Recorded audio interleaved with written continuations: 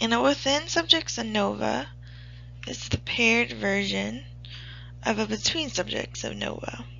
Usually we have multiple time points with the same subjects. This is called a repeated measures design. Here, for example, we have 3 time points and 4 subjects. And this is repeated measures because you can see the subject takes the assessment 3 times.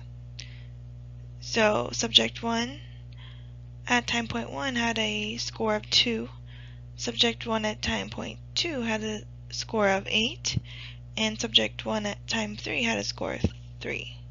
So you can see it's repeated. So here, for this kind of data, we would need to do it within subjects ANOVA. And the reasons is 1, we have 3 groups.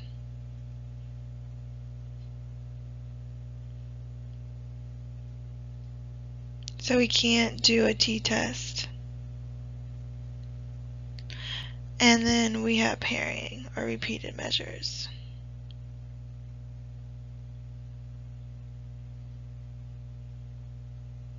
So that's why we need to do it within subjects ANOVA. And you can see they're paired by subject. So all this data is paired together. All this data is paired together. All this data is paired together. And all this data is paired together. Okay?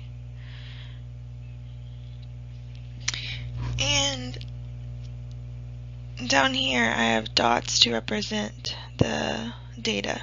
So in blue we have time point 1, in orange we have time point 2, and green we have time point 3. And then on the dots we have numbers to represent their subject IDs. So you can see that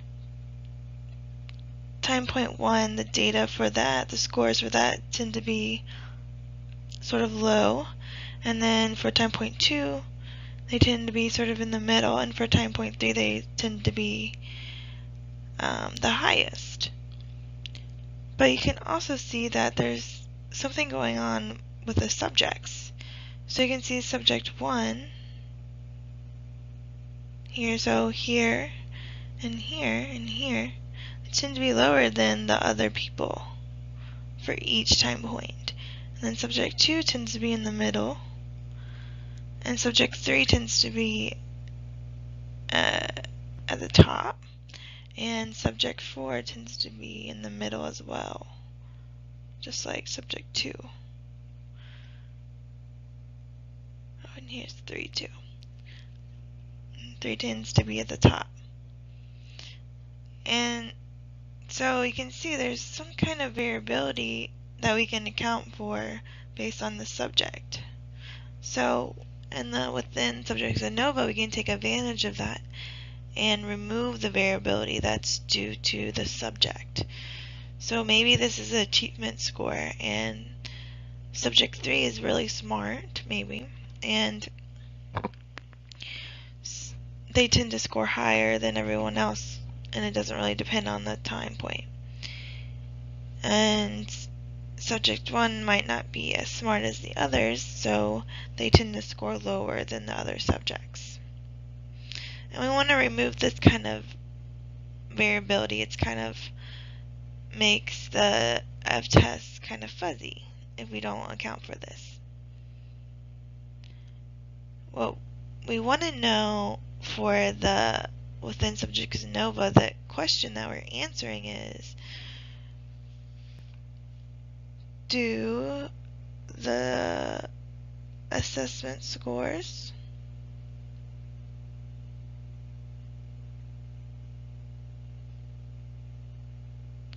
vary by time point?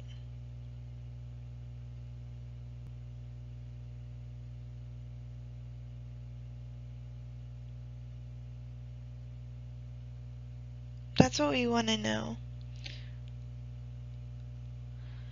And we want to remove the variability or the noise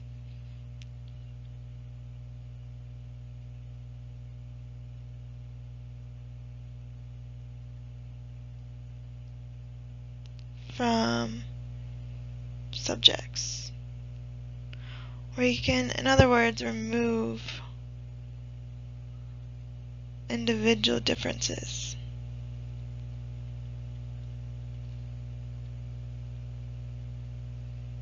And this makes, in most cases, our F statistic more powerful.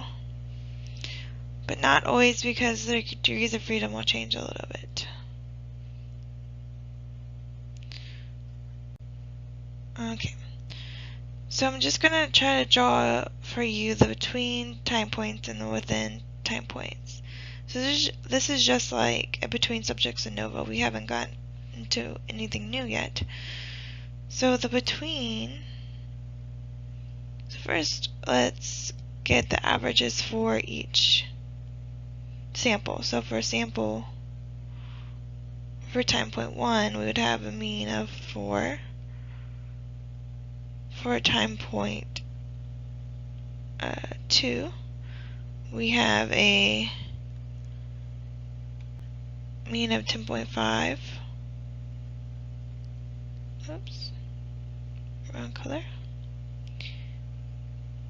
And for time point 3, we have a mean of 10. And then our grand mean, you can put in white, is 9.5. So if you add them all together, you'll get 9.5. And if you do it for each time point, you'll get 4, 10.5, and 14. Okay, so the between variance. So let's just focus on this person and this observation. So this is person 1 at 10.1, and they got a 2. So some of this variability for the score is accounted for by the sample mean, and some of it is not, because it's not right on the sample mean. So the total variability from the grand mean is this distance. So this is the total variability.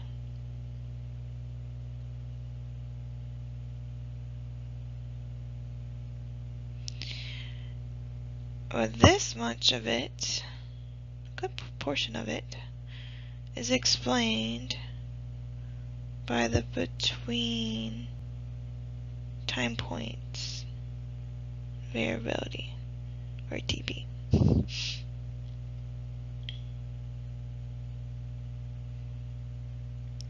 And what's left over here, this part, that is the within variability.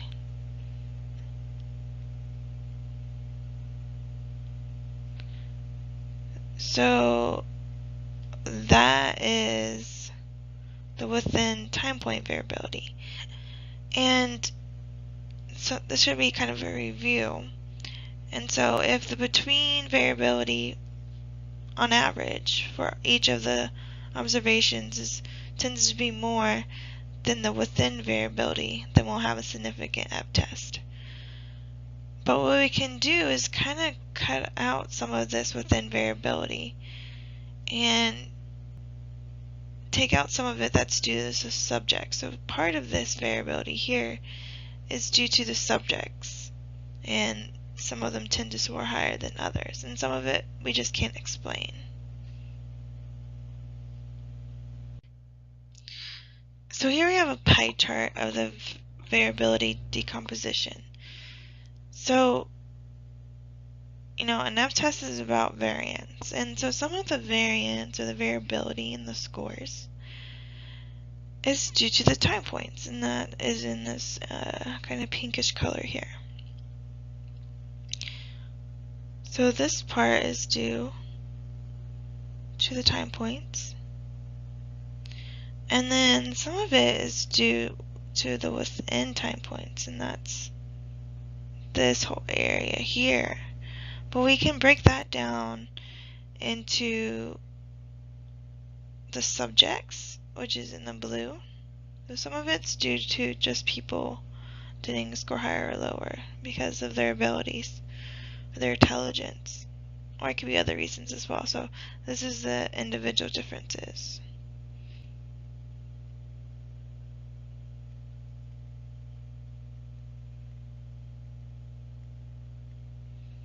And this green part is the error. So this is the unexplained. So the scores are going to differ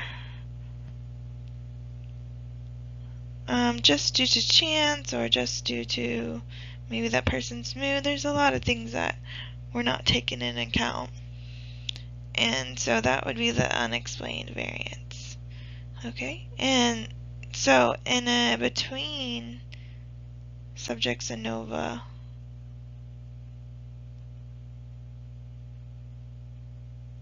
to get the F, we would do the between variance, or the between MSB, divided by the within. And the within includes both the subjects, the individual differences, and the other error that we can't explain. So in a between subjects ANOVA, we don't have, that person doesn't take the assessment twice, so we can't tell what error, if this error is due to individual differences or to other things. So in between subjects, we just take the between divided by the within.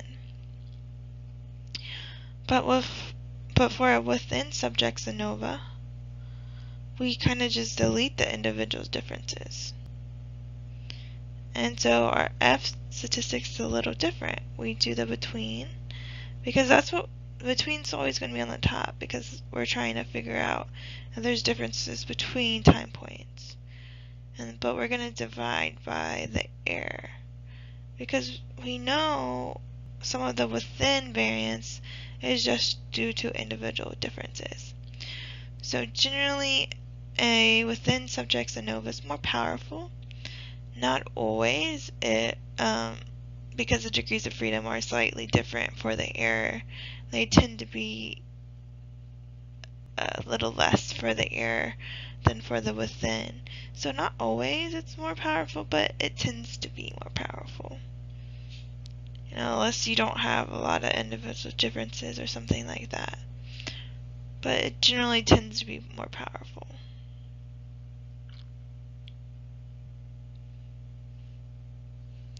So, let's see here.